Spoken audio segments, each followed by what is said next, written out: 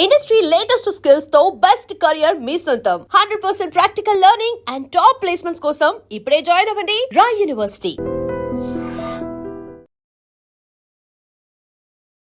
నమస్తే, నేను Kavitha. Welcome to I dream news and నిజాలు. బెంగాల్ కొత్త సీఎం సువేందు అధికారి 3D పాలసీతో అక్రమ చొరబాటుదారుల మీద ఇప్పుడు వేగం పెంచారు. Detect, delete, deport. ఎవరైతే బంగ్లాదేశ్ నుంచి ఇల్లీగల్గా భారతదేశంలోకి వచ్చారో వారందరినీ తరిమేసే ప్రక్రియ ఇప్పుడు వేగం పుంజుకుంది. అయితే అందుకోసం బీఎస్ఎఫ్ను, సిఆర్పిఎఫ్ను ఉపయోగిస్తున్నారు. ఇదే సిఆర్పిఎఫ్, బీఎస్ఎఫ్ గతంలో ఈ పని ఎందుకు చేయలేదు? ఈ పని చేయాల్సింది కేంద్ర ప్రభుత్వం కదా, ఎందుకని అప్పుడు నిష్క్రియ పర్వతం అనేది చూపించింది. మనతో పాటుగా ఉన్నారు సీనియర్ జర్నలిస్ట్ సురేష్ కొచతిల్ గారు. సార్ నమస్తే. సో ఇప్పుడంతే ఇంత వేగంగా కిలోమీటర్ల కొద్దీ అక్కడ ట్రాఫిక్ జామ్ అనేది కనిపిస్తుంది. వెహికల్లలో లేకుంటే నడిచి వెళ్ళిపోతున్నటువంటి చొరబాటుదారులు అనేది కనిపిస్తోంది. ఎందుకని గతంలో ఇలాంటి ఒక వేగం చూపించలేదు? ఇదే పని డిపోర్ట్ చేసేటువంటి ప్రక్రియ గతంలో ఎందుకు జరగలేదు? ఒకటి, మీరు చెప్పిన 3Dలో ఫస్ట్ 2D చేయాల్సింది state government. Deport, delete. Detect and delete. Deport is BSF పని. వీళ్ళు చేయాల్సింది ఏంటంటే అది ప్రతి స్టేట్లో ఉంది. It is not restricted to only West Bengal. మీరు బిలీవ్ చేయదు, తమిళనాడులో హోల్డింగ్ సెంటర్స్ ఉంది. అది ఇనిషియలీ సెటప్ చేసిన శ్రీలంకన్ తమిళ్స్ని అక్కడ ఉంచుకోవడానికి క్యాంప్స్లో, because they are not Indian citizens. అప్పుడే రాజీవ్ గాంధీ గారు హత్య చేసిన తర్వాత there was a huge security scare ఉండే శ్రీలంక నుంచి. చాలామంది శ్రీలంకన్ తమిళ్స్ వచ్చి సెటిల్ అయిపోయారు తమిళనాడులో. వాళ్ళు ఎక్కడ మాయమైపోయారు తెలియదు అని చెప్పేసి. Something very similar to Bengal. మాట్లాడడం ఒకటే లాగుంటుంది, కానీ శ్రీలంక నుంచి వచ్చిన తమిళ్స్కి ఒక సిన్హలీస్ యాక్సెంట్ ఉంటుంది. ఈవెన్ బంగ్లాదేశ్ నుంచి వచ్చిన బెంగాలీ, మీరు ఇక్కడ మాట్లాడిన మొన్న నాకు ఫుడ్ డెలివరీ చేసిన ఒక అబ్బాయి ఉన్నాడు. ఆయన ఈజీగా పట్టుకున్నాను నేను. ఈ came to deliver food and నేను ఫుడ్ తీసుకుంటున్నప్పుడు అడిగాను, ఆ పేరు చూస్తే బెంగాలీ పేరు. నేను అడిగాను ఎక్కడి నుంచి అంటే, అన్నాడు నేను బెంగాల్ నుంచి అన్నాడు. But way he spoke I said this is not Bengali, this is భాష, which is the Bengali. Bengali అది అక్కడ బంగ్లాదేశ్ నుంచి మాట్లాడితే బెంగాలీ ఇస్ భాష, నాట్ బెంగాలీ. పట్టుకున్నాను. ఆయన within minutes he disappeared. అంటే బ్యాక్గ్రౌండ్ చెక్ కూడా జరగట్లేదు. ఇప్పుడు మీరు అడిగిన ప్రశ్నకి అప్పుడు ఎందుకు జరగలేదు, ఇంకొక ప్రశ్న కూడా అడగవచ్చు. వీళ్ళు అందరూ లాస్ట్ ఒక 30-40 సంవత్సరాల్లో బార్డర్ క్రాస్ చేసి ఇండియాకి వచ్చారు. కొంతమంది అయితే బిఫోర్ 2000, కొంతమంది బిట్వీన్ 2000 and 2010, అండ్ లాస్ట్ ఒక 2-3 సంవత్సరాల్లో ఒక 2-3% ఉంటుంది, చాలా తగ్గిపోయింది. ఇనీషియలీ బీఎస్ఎఫ్ని మీరు కూడా బ్లేమ్ చేయొచ్చు, ఎందుకంటే వాళ్ళకి ఒకటి ఫెన్సింగ్ లేకుండే. మీరు ఎంత పెట్రోల్ చేస్తారు? ఈ తొరగబాటులందరూ వీళ్ళందరూ రాత్రిపూట they will get in to the country అన్నమాట. రాత్రిపూట వీళ్ళు బార్డర్ క్రాస్ చేసి దేశాల్లో ఎంటర్ అవుతారు. ఇది డిటెక్ట్ ఎట్లా చేస్తారు? మీ దగ్గర ఫెన్సింగ్ ఉంటేనే మీరు చేయొచ్చు. ఫిజికల్ ఫెన్సింగ్ లేదు. చాలా చోట్లలో రివర్స్ ఉంది, చిన్న చిన్న చెరువులు ఉన్నాయి, రివర్స్ ఉంది, లేక్స్ ఉన్నాయి. దాని నుంచి కూడా దూరం వస్తారు. ఈ బంగ్లాదేశ్ ఏజెంట్లకి 10,000 నుంచి 15,000 రూపాయలు ఇచ్చి వాళ్ళు బంగ్లాదేశ్ టాకా ఇచ్చి బంగ్లాదేశ్ కరెన్సీ ఇచ్చి ఇండియాకి వస్తారన్నమాట, తీసుకొస్తారు. ఇక్కడ తీసుకొచ్చిన తర్వాత కమ్యూనిస్ట్ పార్టీ టైం నుంచే, ఇప్పుడు కాదు, మేము talking of Siddharth Shankar ray government, Congress government పడిపోయిన తర్వాత ఆ టైంలో కూడా జరిగింది అనుకోండి. దాని తర్వాత కమ్యూనిస్ట్ వాళ్ళు వచ్చిన తర్వాత ఒక పాలసీ అయిపోయింది, స్టేట్ పాలసీ అయిపోయింది, దాట్ వీళ్ళని మనకు ఓట్ బ్యాంక్గా కన్వర్ట్ చేసుకోవాలని. ఇది దేశంలో చాలా రాష్ట్రాల్లో జరిగింది, కానీ బెంగాల్, అస్సాంలో దీని మ్యాక్సిమం ఇంపాక్ట్ ఉండే. ఆ టైంలో జార్ఖండ్, బీహార్ వాజ్ ఓన్లీ బీహార్, కానీ Jharkhand shares a border with West Bengal. So చాలామంది మీరు చూసుంటారు, బార్డర్ డిస్ట్రిక్ట్స్ ఆఫ్ జార్ఖండ్లో ముస్లిం పాపులేషన్ పెరిగింది. I'll give you data for that.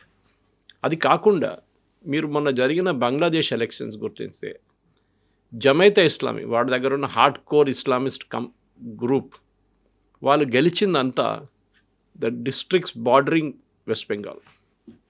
వాళ్ళు ఢాకా వైపో లేకుంటే చిట్టగాంగ్ వైపో వాళ్ళు గెలవలేదు, only along the border districts. అంటే ఒక కామన్ అఫినిటీ ఉందన్నమాట. దీనికి కూడా ఒక బ్యాక్ స్టోరీ ఉంది.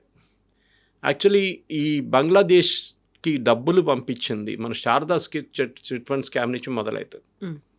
అప్పుడు అక్కడున్న బంగ్లాదేశ్ ఫారిన్ మినిస్టర్ భారతదేశానికి ఒక లెటర్ రాశారు షేక్ హసీనా టైంలో, సేయింగ్ దట్ ఈ శారదా చిట్ ఫండ్ స్కామ్ నుంచి టీఎంసీ అనే ఒక పార్టీ వాళ్ళు మీ దగ్గర ఇక్కడున్న జమైతే ఇస్లామీకి డబ్బులు పంపిస్తున్నారు.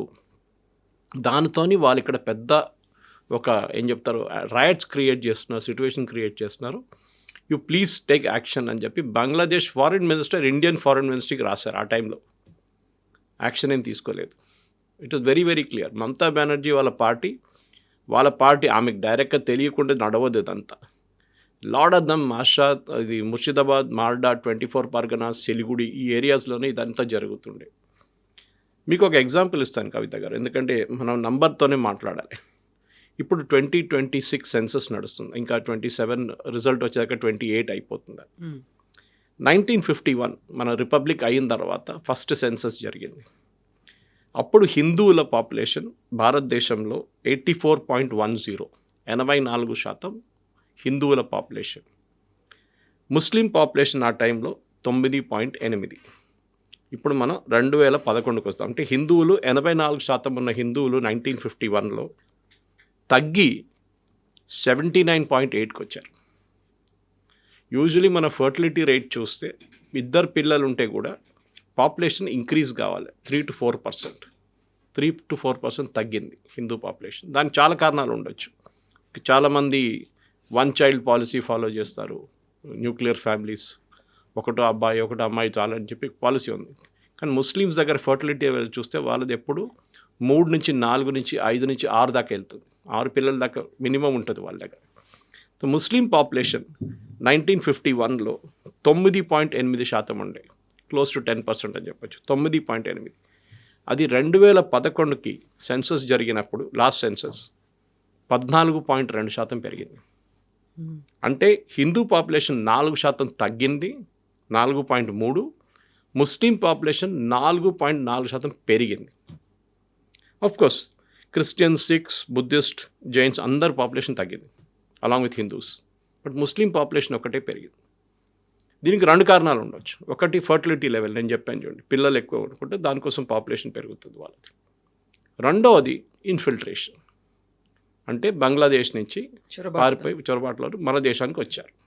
దాని తర్వాత బంగ్లాదేశ్ నుంచి వాళ్ళు చాలా మటుకు, మొన్న ఒక ఇంటర్వ్యూలో ఐ థింక్ ఇండియా టీవీ అనుకుంటా, వాళ్ళు ఇంటర్వ్యూ చేస్తున్నారు బెంగాల్ బార్డర్ నుంచి, క్యాంప్ దగ్గర నుంచి. వీళ్ళందరూ వెయిట్ చేస్తున్నారు క్రాస్ చేయడానికి. కొందరు మాట్లాడితే that fellow was in Kerala, working in Kerala అంట, ఒక రెస్టారెంట్లో. అక్కడ కేరళలో బెంగాలీ నిండిపోయారు. పూజా టైంలో అక్కడ రెస్టారెంట్లు క్లోజ్ చేస్తారు, హోటల్స్ క్లోజ్ చేస్తారు, ఎందుకంటే పని చేయడానికి ఎవరు వాళ్ళందరూ బెంగాల్కి వెళ్ళిపోతారు ఆ టైం. అక్కడి నుంచి అంటే ఎక్కడ దాకా వీళ్ళు చేరుకున్నప్పుడు హైదరాబాద్లో కూడా డెఫినెట్గా దే విల్ బి మినిమం, నా అంచనా ప్రకారం ఒక 10 నుంచి 30,000 మంది బంగ్లాదేశీయులు హైదరాబాద్లో ఉంటారు. కానీ ఇక్కడ ఇల్లీగల్గా ఇక్కడున్న గవర్నమెంట్ యాక్షన్ తీసుకోరు. ఎందుకంటే వాళ్ళు ఫస్ట్ ఏం చేస్తారు, రాగానే ఒక ఆధార్ కార్డ్ సంపాదించుకుంటారు డబ్బులు ఇచ్చి, దాని తర్వాత ఓటర్ ఐడి కార్డు తెచ్చుకుంటారు, దాని తర్వాత ఏం చెప్తారు మిగతా డాక్యుమెంట్ రేషన్ కార్డు కూడా తెప్పించుకుంటారు. ఇదంతా ఇంటర్లింక్డ్. ఇది దానికోసం మీరు చూస్తున్న తెలంగాణలో మన పాపులేషన్ కన్నా ఎక్కువ వైట్ రేషన్ కార్డులు ఉన్నాయి మన దగ్గర. అది one of the main indicators is that there is lot of fraud in the system అనమాట. ఎనీవే, సో ఈ పాపులేషన్ మీకు ఒక ఎగ్జాంపుల్ ఇచ్చాను, ఇది జరిగిందని. వెస్ట్ బెంగాల్లో ఇప్పుడు కాదు, నేను చెప్పిన మాటకు కమ్యూనిస్ట్ హయాం నుంచి జరిగింది. మమతా బెనర్జీ టైంలో దాన్ని ఎంకరేజ్ చేశారు. అక్కడ బర్త్ సర్టిఫికేట్లో పెద్ద ఒక ఫ్యాక్టరీ ఉంది. అబ్బాయి అమ్మాయి ఇక్కడ పుట్టారు, వాళ్ళ ఫాదర్ మదర్ బంగ్లాదేశ్ నుంచి వచ్చినా కానీ వాళ్ళు బర్త్ ఇక్కడ చూపిస్తారు, వాళ్ళు అడ్రస్తో సహా ఏదో ఒక అడ్రస్ పెట్టి చూపిస్తారు వీళ్ళు. మీకు ఇది క్లియర్గా చెప్పాలంటే చాలా మటుకు బంగ్లాదేశ్ నుంచి వచ్చిన వాళ్ళకి ఎంకరేజ్మెంట్ వీలే ఇచ్చారు. మన అస్సాం గురించి మాట్లాడాం కవిత గారు. Assam has face the majority front. Actually it is not Bengal. Initially Assam face చేశారు, ఎస్పెషలీ 71 వార్ టైంలో. అది కాకుండా దానికన్నా ముందు 65లో 61లో కూడా బంగ్లాదేశ్ నుంచి చాలా మటుకు ఆ టైంలో ఈస్ట్ పాకిస్తాన్ ఉండే. ఈస్ట్ పాకిస్తాన్ వల్ల చాలామంది సిటిజన్స్ అస్సాంకి వచ్చారు. అప్పుడే అస్సాంలో పెద్ద ఒక గొడవ జరిగింది, మీకు గుర్తుంటుంది. All Assam Students Union form అయింది, పెద్ద ఒక అజిటేషన్ జరిగింది. ప్రఫుల్ల కుమార్ మహంతా చాలామంది చనిపోయారు పోలీస్ ఫైరింగ్లో, దీంట్లో. ఎందుకంటే వాళ్ళు ఏమన్నారంటే అస్సామీస్ ఈ బంగ్లాదేశ్ నుంచి వచ్చిన వాళ్ళు, and they didn't define between Hindus and Muslims, అది ఒక చాలా క్లారిటీ ఉంది దానికి. వీళ్ళు వచ్చి మా కల్చర్ మార్చేస్తున్నారు, మా ఫుడ్ హ్యాబిట్స్ మార్చేస్తున్నారు, బీఫ్ తింటున్నారు, హలాల్ పెట్టారు, ఇది మాకు వీ విల్ నాట్ అగ్రీ. వాళ్ళ డ్రెస్సింగ్ సెన్స్ మార్చేస్తారు, లుంగి వేసుకొని తిరుగుతారు వాళ్ళు చాలామంది దాంట్లో, బంగ్లాదేశ్ నుంచి వచ్చిన వాళ్ళు మేల్ మెంబర్స్. మా కల్చర్ మారిపోతుంది, we don't want them here. పెద్ద అజిటేషన్ జరిగింది, చాలా నేను చెప్పాను, చాలామంది చనిపోయారు దాంట్లో. తర్వాత రాజీవ్ గాంధీ గవర్నమెంట్ ఒక ఒప్పందానికి వచ్చారు, yes we will deport these people. Assamese ఏమన్నారంటే మా దగ్గర వీళ్ళు ఇక్కడ ఉంచుకోకూడదు, మీరు ఎక్కడికైనా పంపించేసాడు, either you send them back to Bangladesh or you send them back to మిగతా స్టేట్లో రీసెటిల్ చేయండి. ఇప్పుడు ఇందిరాగాంధీ దానికన్నా ముందు ఒక రూల్ తీసుకొచ్చి, ఐ థింక్ టిల్ 1984 అది ఉండే రూల్ ఉండే, ఆమె పెట్టిన రూల్లో దట్ బంగ్లాదేశ్ నుంచి వచ్చిన చాలామంది అక్కడి నుంచి ఇల్లీగల్గా వచ్చిన వాళ్ళు కూడా సిటిజన్షిప్ ఇచ్చారు ఆమె, ఇంక్లూడింగ్ ముస్లిమ్స్. హిందువులు తక్కువ వచ్చారు, కానీ హిందువులు కూడా వచ్చారు లేదని చెప్పి. మన మటువా కమ్యూనిటీ అని మాట్లాడుతుంటాం ఇప్పుడు, 1 crore ఉన్నారు ఇప్పుడు బెంగాల్లో, వాళ్ళు 1 కోటి మంది ఉన్నారు, వాళ్ళకి ఇవ్వాలి దాకా సిటిజన్షిప్ ఇవ్వలేదు. అది కావాలని చెప్పి మమతా బెనర్జీ ఆపెట్టింది, ఎందుకంటే హిందువులు వాళ్ళు ఓటేస్తే బీజేపీకి వేస్తారని ఒక డౌట్ ఉండే ఆమెకి. ఇన్ఫ్యాక్ట్ మటువా కమ్యూనిటీ ఇచ్చి ఒక మినిస్టర్ కూడా ఉన్నారు యూనియన్ క్యాబినెట్లో ఇప్పుడు, మోదీ క్యాబినెట్లో. సో మన అస్సాం చూద్దాం. అస్సాంలో again will go back to 1961 second census. Hindu population 69.75% ఉండే 1961లో. 2011కు వచ్చేటప్పుడు అది తగ్గి 61% అయిపోయింది, 61.46, డ్రాప్ ఆఫ్ 11.87%. 11.87% మైనస్ అయిపోయింది పాపులేషన్. అదే టైంలో ముస్లిం పాపులేషన్ 61లో 24.70. ఇదంతా ఈ నార్దర్న్ అస్సాం డిస్ట్రిక్ట్స్లో ఉంటుంది. మన ఏఐయుడిఎఫ్ బద్రుద్దీన్ అజ్మల్ వాళ్ళ పార్టీ అదే ఏరియాలో స్ట్రాంగ్గా ఉంటారు. ఈవెన్ ఎంఐఎం పోటీ చేశారు ఈసారి అలయన్స్లో అక్కడి నుంచి. తో ముస్లిం పాపులేషన్ 1961లో అస్సాంలో 24.7% ఉన్నది. 2011కి వచ్చేదాకా 34.22, అంటే 24% నుంచి 34% పెరిగింది. అంటే ఇట్ ఇంక్రీస్డ్. మీరు చూడాలి, యాక్చువల్ పాపులేషన్ ఇంక్రీస్ విత్ 38.44. ఇప్పుడు జరిగిన దాంట్లో గ్రోత్ 10% గ్రోత్ ఉంది వీళ్ళది. ఎట్లా జరుగుతుంది? ఎంత పాపులేషన్ ఇంక్రీజ్ ఎట్లా అయింది? ఇది మనం అడగాల్సింది అనమాట. సో ఇది చాలా అదే టైంలో క్రిస్టియన్ పాపులేషన్ తగ్గింది అస్సాంలో, ఎందుకంటే వీళ్ళందరూ నార్త్ ఈస్ట్కి వెళ్ళిపోయారు, మిగతా స్టేట్స్కి వెళ్ళిపోయారు. సో హిందూ పాపులేషన్ తగ్గడం 11% తగ్గడం, ముస్లిం పాపులేషన్ 11%, ఆల్మోస్ట్ 10.87 పెరగడం. How is it possible? Illegal migration. అయ్యి మీరు ఫర్టిలిటీ లెవెల్ తీసుకురాలేరు, తీసుకొస్తే కూడా మ్యాక్సిమం 4%, 3 to 4% పెరుగుతుంది పాపులేషన్ మీది. డికెడల్ పాపులేషన్ అంటారు, అంటే ఒక సెన్సస్ నుంచి నెక్స్ట్ సెన్సస్కి వెళ్ళేటప్పుడు యూజువల్లీ ఒక 3% పెరుగుతుంది పాపులేషన్. కానీ హిందూ పాపులేషన్ తగ్గిపోతుంది కంటిన్యూస్గా, బికాస్ మనం పాపులేషన్ కంట్రోల్ తీసుకొచ్చాం. ఇందిరాగాంధీ టైం నుంచి హమ్దో హమారే దో అని ఒక కాన్సెప్ట్ తీసుకొచ్చాం. దాని తర్వాత న్యూక్లియర్ ఫ్యామిలీ అయిపోయింది, ఇప్పుడు సింగిల్ చైల్డ్ పాలసీ అయిపోయింది. కానీ మీరు ఇది కేరళలో కూడా చూస్తారు. కేరళలో ఎప్పటి నుంచో పాపులేషన్ తగ్గిందని మనకు అందరు తెలుసు. They gone below the fertility level. Below fertility level అంటే మన ప్రేక్షకులకు ఎక్స్ప్లెయిన్ చేయాలి చాలా సింపుల్ లాంగ్వేజ్. చనిపోయిన వాళ్ళకన్నా తక్కువ మంది పుడుతున్నారు. So if 100 people passed away, replacement is only 75 or 65. So మీ ఫర్టిలిటీ లెవెల్ తగ్గుతుంది, నంబర్ ఆఫ్ పీపుల్ యాక్చువల్ తగ్గిపోతే. హిందూస్లో అదే జరుగుతుంది, and to large extent Christians in Kerala also. కానీ 1-2 districts కేరళలో, దట్ టు నార్దర్న్ కేరళలో, the population is increase by 30%. Decadal growth 20 నుంచి 30% పెరిగింది. అది Malappuram, Kozhikode, Wayanad districts which are heavily Muslim population. So ఇదే డెమోగ్రఫిక్ డివిడెండ్ మీద మనం మాట్లాడుతూ ఉంటాం, డెమోగ్రఫిక్ చేంజ్. దీని గురించి సెంట్రల్ గవర్నమెంట్ ఒక కమిటీని ఎస్టాబ్లిష్ చేశారు. మీరు చెప్పారు, ఆ కమిటీలో ఒక రిటైర్డ్ సుప్రీంకోర్టు జడ్జి ఉన్నారు, 2 బ్యూరోక్రాట్స్ ఉన్నారు, ఒకరు IPS, ఒకరు IAS retired, and doctor Shamika Ravi who's an economist who's in prime minister's office. వీళ్ళకి ఒక సంవత్సరం టైం ఇచ్చారు, మొత్తం స్టడీ చేయండి. ఇప్పుడు నేను చెప్పిన ఫిగర్స్ ఉంటుంది చూడ, అది ఇంకా డిగ్ చేయొచ్చు మీరు డీప్గా, అండ్ కొత్త సెన్సస్లో మీకు ఇంకా డీటెయిల్స్ వస్తుంది. బహుశా వాళ్ళకి ఇంకో 6 months ఎక్స్టెన్షన్ కూడా ఇవ్వచ్చు. How is this change happening? మనం మణిపూర్ గురించి మాట్లాడుతున్నాం, కుకీస్ అంటాం మనం. అక్కడ ఒరిజినల్ ఇన్హాబిటెంట్స్ ఆఫ్ మణిపూర్ ఎప్పటి నుంచో 500 నుంచి 600 సంవత్సరాలు, even before British time, were Meiteis Hindus. వాళ్ళు ఇంఫాల్ వ్యాలీలో ఉంటారు వాళ్ళు మోస్ట్లీ 90%. కానీ ఆ టైంలో బర్మా, ఇప్పుడు మయన్మార్, అప్పుడు బర్మా నుంచి వచ్చిన పాపులేషన్, అక్కడి నుంచి చాలామంది బర్మా నుంచి మైగ్రేట్ అయ్యి భారతదేశానికి వచ్చారు ఇల్లీగలీ. ఆ టైంలో బార్డర్ ఫెన్సింగ్ లేదు, ఏం లేదు. అక్కడ ఫెన్సింగ్ కూడా పెట్టలేరు మీరు ఎక్కువ, ఎందుకంటే అన్ని అండ్యులేటింగ్ ఏరియాస్ ఉంటుంది, ఇట్లా మౌంటైన్స్గా ఉంటున్నాను. వాళ్ళు Kukis, and they are Baptist Christians mostly. వీళ్ళది గొడవ అక్కడి నుంచి మొదలవుతుంది, ఇప్పుడు కాదు. అప్పుడున్న మీటి రాజులు ఏమన్నారంటే మీరు మా దగ్గరికి రాకూడదు, వీళ్ళు రెగ్యులర్గా వచ్చి ఇంఫాల్ మీద దాడి చేస్తుండే ఈ కుకీలు. దాన్ని ఆపడానికి ఏం చేశారు, మీటి రాజులు నాగాస్ని తీసుకొచ్చారు, నాగాలాండ్ నుంచి తీసుకొచ్చి నడుమిట్లో పెట్టారు. అండ్ దే టోల్డ్ నాగాస్ వీళ్ళు మా మీద అటాక్ చేయకుండా చూసుకోండి అని. That is a big story, separate story. ఇంకో రోజు మనం కావాలంటే చేయొచ్చు. మణిపూర్ ఇష్యూ ఎందుకు వస్తుంది ముందుకు అప్పుడు రిపీటెడ్ కానీ. సో మీకు ఒక నేషనల్ లెవెల్లో ఒకటి ఎగ్జాంపుల్ ఇచ్చాను, మీకు ఒకటి స్టేట్ లెవెల్లో అస్సాం ఎగ్జాంపుల్ ఒకటి ఇచ్చాను కవిత గారు. జార్ఖండ్ హైకోర్ట్ ఒక సంవత్సరం ముందు they gave a very important judgment. Okay, ఇది జార్ఖండ్లో ఏం జరుగుతుంది అని మాట్లాడుతూ వాళ్ళు అన్నారు, జార్ఖండ్లో ట్రైబల్ పాపులేషన్ పడిపోతుంది, ఎందుకు స్టాటిస్టిక్స్ సహా చూశారు వాళ్ళు last census and then state government దగ్గర ఉన్న డేటా. అక్కడ బంగ్లాదేశ్ నుంచి వచ్చిన ముస్లిమ్స్ ఫస్ట్ వెస్ట్ బెంగాల్కి వచ్చి ఆధార్ కార్డు ఓటర్ ఐడి కార్డుని తీసుకొని వాళ్ళు మెల్లమెల్లగా జార్ఖండ్ వైపు రావడం మొదలుపెట్టుకోవచ్చు. Jharkhand shares border with West Bengal. కంప్లీట్గా అక్కడ వచ్చి ట్రైబల్ అమ్మాయిని పెళ్లి చేసుకొని పిల్లలు అనుకుంటున్నారు.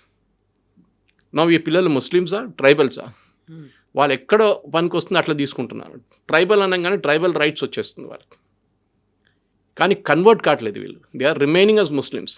భర్తలు ముస్లిమ్స్గానే ఉండిపోతున్నారు, అమ్మాయిల్ని ట్రైబల్గా ఉంచుకుంటున్నారు. పాసిబ్లీ స్పెషల్ మ్యారేజ్ యాక్ట్ కింద వస్తుందేమో అది. సో జార్ఖండ్ హైకోర్టు అన్నారు, they told the government of Jharkhand ఒక ఎంక్వైరీ ఆర్డర్ చేయండి, ప్రిఫరబ్లీ బై సిబిఐ, ఏం జరుగుతుంది స్టేట్లో అని చెప్పి. కానీ ఇవాళ దాకా ఎంక్వైరీ జరగలేదు. దాని కారణాలు మీకు తెలుసు, it's very very clear. This is the major change అనమాట. ఇప్పుడు మీరు పాపులేషన్ చూడండి, నేను మీకు 2-3 స్టేట్స్లో పాపులేషన్ చూపిస్తాను. వెస్ట్ బెంగాల్ 1951 సెన్సస్ తీసుకోండి. వెస్ట్ బెంగాల్లో ముస్లిం పాపులేషన్ పెరిగింది 19.46 1951 సెన్సస్లో. 2011 సెన్సస్లో అది 27% పెరిగింది, అంతే 8 + 7.5% పెరిగింది. వెస్ట్ బెంగాల్ ముస్లిం పాపులేషన్ 1951 సెన్సస్ ప్రకారం 9.44% ఉండే, ఇప్పుడు 22.73, 22.73, 9.44 నుంచి 22.73. ఎక్కడ దేశంలో ఇంత ముస్లిం పాపులేషన్ పెరగలేదు. It was all illegal migration from Bangladesh. అది 1951, 61, 71 యుద్ధం తర్వాత అంతా జరిగింది. దానికి ఇందిరాగాంధీ గారు సపోర్ట్ ఇచ్చారు, సిటిజన్షిప్ ఇచ్చారు చాలామందికి. అక్కడే పాపులేషన్ మెట్రిక్స్ మారిపోయింది. ముర్షిదాబాద్, మాల్డా హిందూ మెజారిటీ ఉన్న డిస్ట్రిక్ట్స్ అదన్నా. 1951లో దేవర్ హిందూ మెజారిటీ. ఇప్పుడు అక్కడ ముస్లిం పాపులేషన్ 40 నుంచి 60 నుంచి 70% ఉన్నారు. ఇది సో 13.29% బెంగాల్ జార్ఖండ్ బార్డర్లో పెరిగింది పాపులేషన్. వెస్ట్ బెంగాల్లో అదే టైంలో 7.55% పెరిగింది. So Jharkhand also is a new axes దీంట్లో. ఇది సెంట్రల్ గవర్నమెంట్ కూడా చాలా క్లియర్గా వాళ్ళకి తెలిసిపోయింది. దానికోసం అమిత్ షా గారు 1-2 మేజర్ ఆర్డర్, ఒకటి కమిటీని కాన్స్టిట్యూట్ చేశారు. నెక్స్ట్ వన్, బార్డర్ దగ్గర ఉన్న 50 కిలోమీటర్ దాకా ఉన్న ఏ ఇల్లీగల్ కన్స్ట్రక్షన్ ఉన్నా దాన్ని కొట్టుపడేమన్నారు. బికాజ్ వీరేం చేస్తారంటే ఫస్ట్ దూరొచ్చి ఇంట్లో ఉంటారు, అది లోకల్ ఏదో మస్జిద్ ఉండొచ్చు, దర్గా ఉండొచ్చు, ఏదో ఒక సెటప్ చేసి ఉంటారు వీళ్ళు. అక్కడ వచ్చి వారం 10 రోజుల పాటు ఉంటారు. ఈ ఏజెంట్లు తీసుకొస్తారు, దళాలు వాళ్ళు. దాని తర్వాత అక్కడి నుంచి స్లోలీ మూవ్ అవుతారు దమ్దమ్ వైపు, హౌరా వైపు, కల్కటా వైపు. నిన్న ఇంటర్వ్యూ చేసిన వాళ్ళు చాలామంది మీరు చూసుంటారు, బార్డర్లో వాళ్ళు బార్డర్ పోస్టింగ్ దగ్గర వెయిట్ చేస్తున్న వాళ్ళు ఏమన్నారు, బైక్ మెకానిక్, లేడీస్ ఏమో ఇంట్లో మెయిడ్గా పనిచేస్తున్నారు, కొంతమంది రెస్టారెంట్లో పనిచేస్తున్నారు అబ్బాయిలు. వీళ్ళందరూ మీరు ఎక్కడెందుకు వచ్చారంటే అక్కడ మాకు ఉద్యోగం లేదంటే, అంటే మేము భారతదేశం ఏమైనా ఉద్యోగం కోసం తీసిపెట్టుకున్నాము. అండ్ సుప్రీంకోర్టు అన్నారు, సుప్రీంకోర్టు మేజర్ జడ్జ్మెంట్ ఒక 3 years ముందు అన్నారు, మనం ధర్మశాల కాదు, మనం ఎవరిని కావాలంటే తెచ్చుకొని ఇక్కడ పెట్టుకోవడానికి. ఎందుకంటే దట్ కేస్ కేమ్ అబౌట్. చాలామంది కాంగ్రెస్ వాళ్ళు అప్పుడప్పుడు చెప్తుంటారు ఈ కేసు గురించి. నాకు ఒకసారి క్లారిఫికేషన్ కూడా ఇస్తాను. ఇది ఒక 2 సంవత్సరాల ముందు మన ఢిల్లీ నుంచి ఒక 10 మంది రోహింగ్యాలు పట్టుకున్నారు. అక్కడ లక్షల్లో ఉన్నారు actually. Rohingyas are different from Bangladesh. అది ఒక క్లారిఫికేషన్. రోహింగ్యాస్ వచ్చింది మయన్మార్ నుంచి వచ్చారు. అక్కడ అరకాన్ రీజన్ నార్త్ మయన్మార్లో జరిగిన పెద్ద, ఇప్పుడు కూడా నడుస్తుంది అక్కడ బ్యాటిల్ నడుస్తుంది, ఇస్లామిస్ట్ వర్సెస్ బుద్ధిస్ట్. అక్కడ పెద్ద ఒక గొడవ ఉంది. Army, Myanmar army versus Islamic groups. అక్కడి నుంచి పారిపోయి వచ్చిన వాళ్ళు రోహింగ్యాలు. 10 మంది రోహింగ్యాల్ని డిపోర్ట్ చేయమని సుప్రీంకోర్టు దాకా వెళ్ళిన కేసు ఇండియన్ గవర్నమెంట్ ఏం చేశారు, వాళ్ళని తీసుకెళ్ళి అండమాన్ దాకా తీసుకెళ్ళి వాళ్ళందరికీ ఒక లైఫ్ జాకెట్ ఇచ్చేసి ఒక చిన్న బోట్ ఇచ్చేసి పంపించేశారు వాళ్ళు. అది పెద్ద గొడవ జరిగింది. ప్రశాంత్ భూషణ్ సుప్రీంకోర్టులో అదే రోజు పొద్దున వచ్చి వాళ్ళని పంపించారు, హ్యూమన్ రైట్స్ అయిపోయిందో సుప్రీంకోర్టు అన్నారు they are not our citizens. And first of all మీకు ఎట్లా తెలుసు వాళ్ళు అక్కడ ఉన్నారని అడిగారు. వాళ్ళు నాకు ఫోన్ చేశారు అక్కడి నుంచి, ఏది ఇండియన్ ఫోన్ యూజ్ చేసి మయన్మార్ నుంచి వీళ్ళు ఫోన్ చేస్తున్నారంట. వీళ్ళు అప్పుడు ఆలోచించండి ఎంత మట్టుకు ఇల్లీగల్ ఇమిగ్రేషన్ నడుస్తుంది మన దేశంలో. ఎనీవే, ఇప్పుడున్న దాంట్లో మనం చాలా క్లారిటీగా వచ్చేసింది ఏంటంటే యూనియన్ గవర్నమెంట్ చాలా స్ట్రిక్ట్గా తీసుకున్నారు. సువేందు అధికారి నేను అన్నారు వీళ్ళని తీసుకొచ్చి పోలీస్ స్టేషన్లో పెట్టి కేసు రిజిస్టర్ చేసి జైలుకి పంపించి ఏమొద్దు. ఒక చట్టం ఉంది వెస్ట్ బెంగాల్లో, that is applicable to all border states. ఏంటది, మీరు ఎవరైనా ఇల్లీగల్ ఇమిగ్రెంట్ని పట్టుకుంటే 2 ఆప్షన్స్ ఉన్నాయి.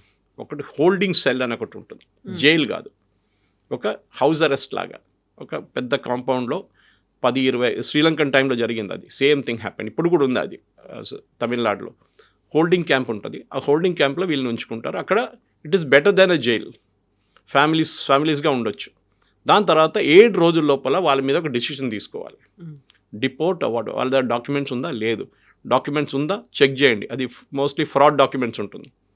దాని తర్వాత వాళ్ళని డిపోర్ట్ చేయాల్సి. ఈ డిపోర్టింగ్ ఇస్ అ బిగ్ ప్రాబ్లం, ఎందుకంటే బంగ్లాదేశ్ ఇప్పుడు కూడా ఒప్పుకుంటలేరు వాళ్ళ సిటిజన్స్ మన దగ్గర ఉన్నారని.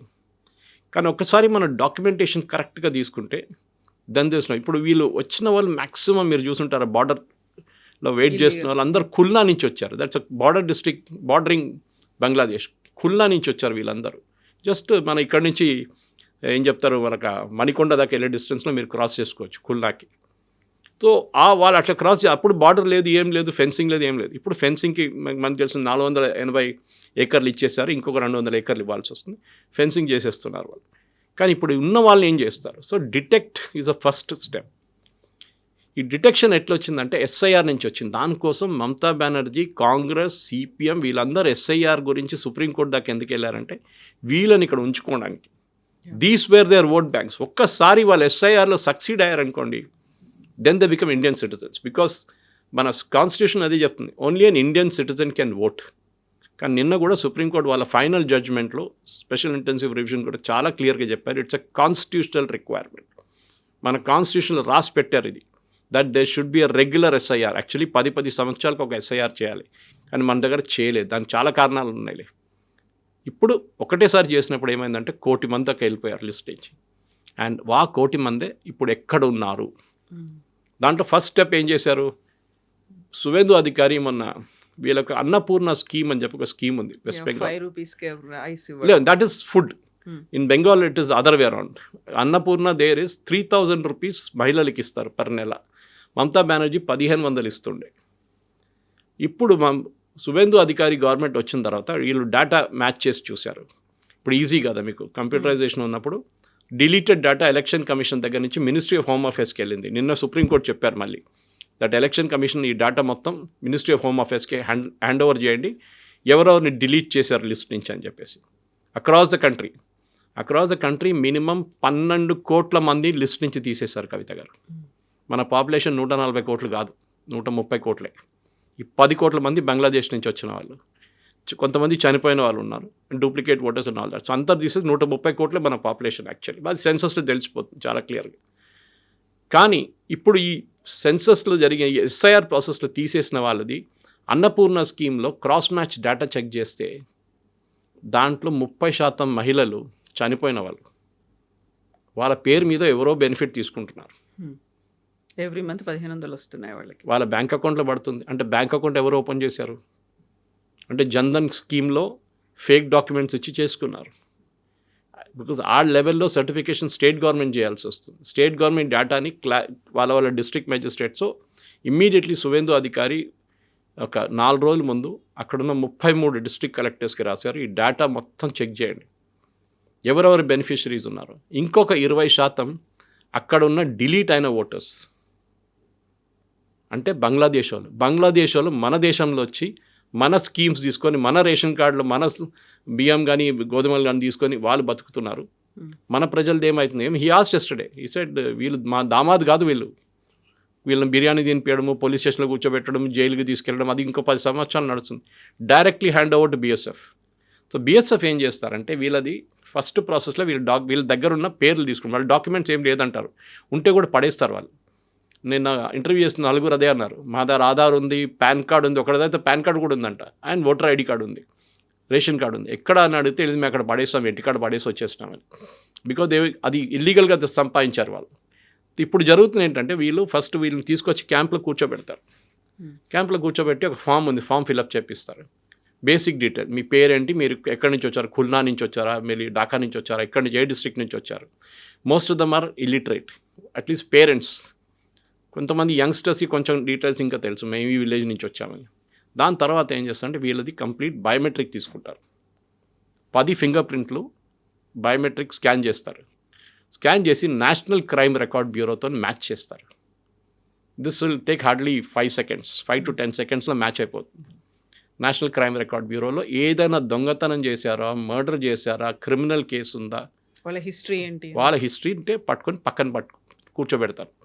ఆల్ క్లియర్ అంటే మళ్ళీ ఐరిస్ స్కాన్ తీసుకుంటారు వీళ్ళది. ఐరిస్ స్కాన్ ఈ 10 ఫింగర్ ప్రింట్లు తీసుకున్న తర్వాత వీళ్ళది డాక్యుమెంటేషన్ చేసి వీళ్ళ పేరు అన్ని డీటెయిల్స్ ఇచ్చి, ఒక రోజులో 20, 30, 40, 50 మందిది ఉండొచ్చు యాజ్ పర్ ద స్పీడ్. ఇప్పుడు ఆల్రెడీ 200 మంది వెయిట్ చేస్తున్నారంట ఇవాళ కూడా. సో అట్లా కాకుండా చాలా క్యాంప్స్లో వేలాది మంది ఉన్నారు, ఇంకా పెద్ద పెద్ద ప్రొసెషన్ లాగా వెళ్తున్నారు వీళ్ళు. సో వీళ్ళని then there is a flag meeting. Bangladesh border guards and మన బీఎస్ఎఫ్ కమాండర్స్ నడిమిట్లో ఒక ఫ్లాగ్ మీటింగ్ ఉంటుంది. ఇప్పుడు ప్రతిరోజు జరుగుతుందంట, ముందంతా వారంలో ఒకసారి జరుగుతుండే.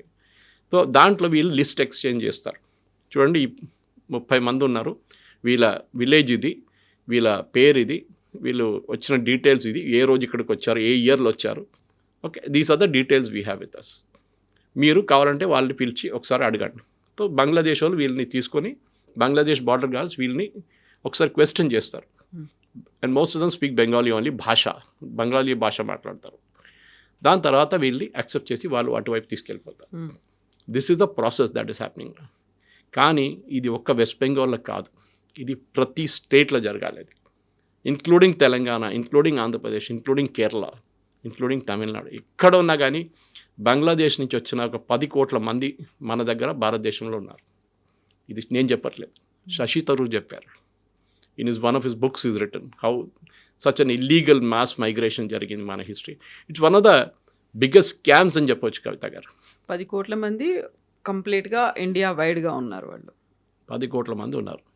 దాంట్లో చాలామంది వాళ్ళ Aadhaar card, date of birth, మాధ్యమిక సర్టిఫికేట్ వెస్ట్ బెంగాల్లో అన్నీ చేయించుకున్నారు. కానీ ఒకటే చోట్ల వాళ్ళు పట్టుబడ్డారు. ఎస్ఐఆర్లో 2002లో మీరు ఎక్కడ ఓటేశారు చెప్పండి అనగానే మా నాన్నగారు అమ్మగారు 24 సంవత్సరాల్లో ఓటే వేయలేదు. అదేంటి 24 సంవత్సరాలకు 5 ఎలక్షన్లు అయినా ఉంటుంది, అసెంబ్లీ, లోక్సభ, ఎందుకు ఓటేయలేదు? No reply. ఎందుకంటే they are not from India. ఇది మేజర్ అనమాట. మీ అమ్మగారు, మీరు ఆ రోజు ఓటింగ్ మీ ఏజ్ లేకుండే, మీరు 15 సంవత్సరాలు 10 సంవత్సరాలు అబ్బాయి అమ్మాయి ఉండొచ్చు, కానీ మీ పేరెంట్స్ ఓటింగ్ చేశారా లేదా, ఎక్కడ చేశారు, మీరు మొత్తం డీటెయిల్స్ అక్కర్లేదు. ఈవెన్ డిస్ట్రిక్ట్ చెప్తే చాలు, హౌరాలో ఓటేశారు, లేకుంటే కలకత్తాలో ఓటేశారు, 24 పర్గనాస్లో ఓటేశారు, ఈ డీటెయిల్స్ కావాలి. ఎస్ఐఆర్లో అక్కడ పట్టుకున్నారు. That is why Mamata Banerjee supreme court దాకా వెళ్ళి కొట్లాడింది. Because she wanted to save these fellows. వాళ్ళని ఎట్లయినా బెంగాల్లో ఉంచుకొని ఆమె ఎలక్షన్ గెలుగుదాం అనుకున్నాయి. కానీ ఆ ఎలక్షన్లో ఈ 1 కోటి మంది ఈసారి ఓటేయలేకపోయారు. దాంతో మమతా బెనర్జీ ఓడిపోయింది. ఇప్పుడు కూడా డిఫరెన్స్ బీజేపీ టీఎంసీ నడిమిట్లో ఉన్న డిఫరెన్స్ ఈసారి టోటల్ ఓట్స్లో 40 లక్షలే, టోటల్ డిలీషన్స్ 1 crore. అక్కడ మీకు తెలిసిపోతుంది ఎందుకు మమతా బెనర్జీ ఓడిపోయిందని. ఆ 1 crore పీపుల్ లిస్ట్లో ఉంటుండే మమతా బెనర్జీ మళ్ళీ ముఖ్యమంత్రి అవుతుండే. This is the difference. So దానికోసం కమ్యూనిస్ట్ వాళ్ళు, కాంగ్రెస్ వాళ్ళు, మమతా బెనర్జీ అందరూ సుప్రీంకోర్టుకి వెళ్ళారు, అక్కడ వెళ్ళారు, ఇక్కడ వెళ్ళారు. ఈ ఎస్ఐఆర్ ప్రాసెస్ ఇల్లీగల్, ఆపాలే, వీళ్ళు ఎందుకు పంపిస్తున్నారు, పాపం పేదోళ్ళు అని చెప్పి. ఐ థింక్ భారతదేశం చూసిన one of the biggest scam. మనం ట్రంప్ని తిడుతుంటాం మనం అప్పుడప్పుడు. మన వాళ్ళు కూడా అక్కడ వెళ్ళి ఇల్లీగల్గా ఎంటర్ అవుతారు, డంకీ రూట్లో వెళ్తారు. కొంతమంది కెనడాకు కూడా డంకీ రూట్లో వెళ్తారు ఇల్లీగల్గా, అక్కడ పట్టుకుంటారు, వాళ్ళని జైలు వేసేస్తారు. ఇదేంటి ట్రంప్ ఇట్లా చేస్తున్నారు? Every nation is doing that except maybe UK లాంటి దేశం ఫ్రీ బార్డర్స్ ఓపెన్ చేశారు వాళ్ళు. కానీ ప్రతి దేశంలో మైగ్రేషన్, ఇల్లీగల్ మైగ్రేషన్ చాలా పెద్ద సమస్య అయిపోయింది. ఇప్పుడు స్పెయిన్ కూడా గుర్తించారు దాన్ని, ఇటలీ ఇప్పుడు లేశారు నిద్ర నుంచి. ప్రతి European nation now they are facing major problem. వాళ్ళు లాస్ట్ 10 సంవత్సరాలు దీని గురించి అస్సలు పట్టించుకోలేదు. ఇప్పుడు now they having a problem. మనం కూడా ఇది ఎప్పుడో చేయాలండే, చేయలేదు. నాకు ఒకసారి రాజాసింగ్ గారు చూపించారు, ఆయన వాళ్ళ కాన్స్టిట్యున్సీలో గోషామహల్లో ఒక హనుమంత్ విగ్రహం ఉంది పెద్దది కొండ మీద, తీసుకెళ్ళి అక్కడి నుంచి చూపించారు. నా సురేష్ జీ ఈ జో నిచ్చే హేనా ये पूरे బంగ్లాదేశీ, వీళ్ళు లేకుండే ఇక్కడ 5 సంవత్సరాల ముందు ఇక్కడ వీళ్ళు లేకుండే. రాజస్థానీ లోడ్ కమ్యూనిటీ వాళ్ళు ఉంటుండే ఇక్కడ. ఈజ్ ఫ్రమ్ రాజస్థాన్, వాళ్ళ కమ్యూనిటీ లోడ్ కమ్యూనిటీ. మన గణేష్ విగ్రహం తయారు చేయడం అంతా చేస్తారు ఆ ఏరియాలో, దూల్పేట ఏరియా. వీళ్ళందరూ వచ్చారు ఇప్పుడు కొత్తగా. వీళ్ళని లోటర్ లిస్ట్లో వేయడానికి ట్రై చేస్తున్నారు ఇక్కడ ఉన్న ఎంఐఎం వాళ్ళు.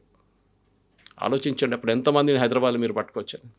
It's very easy. కానీ వీళ్ళేం చేస్తారంటే, మీరు పెద్ద ముందు బెంగాల్ కాకుండా వాళ్ళు చిన్న సిటీస్కి వెళ్ళిపోతారు, అక్కడి నుంచి ఊర్లకి వెళ్ళిపోతారు. ఊర్లలో మీరు ఎక్కడ చెక్ చేస్తారు? You will think is a Bengali.